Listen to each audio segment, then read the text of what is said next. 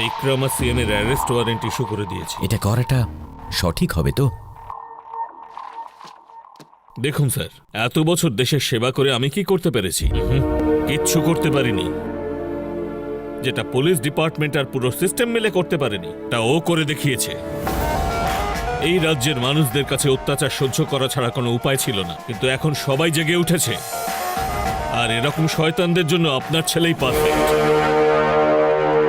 আজ আমার retirement day, the last working day of my job.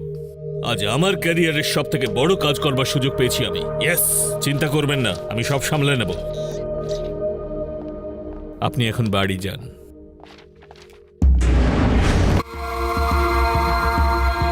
আমাকে অ্যারেস্ট করবি? ইয়েস।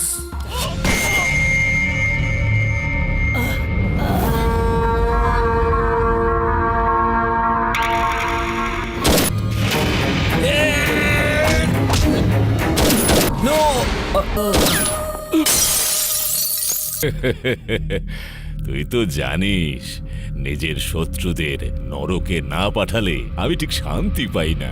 তাও আমার সঙ্গে পাঙ্গা নিলি। Sir sorry sir.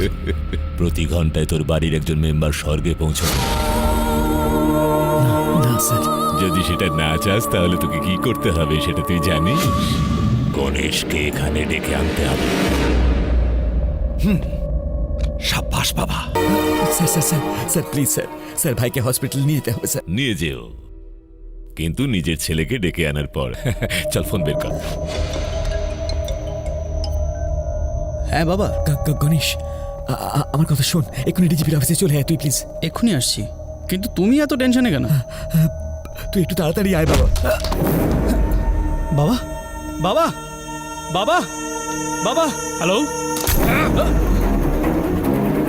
কি হচ্ছে বাবা? এই চলট, নিজের ভাইকে গিয়ে সামলা যা। জানা এদের সব কটাকে নিয়ে ঘরে বন্ধ করে দে। ও আসবে আর মরবে না।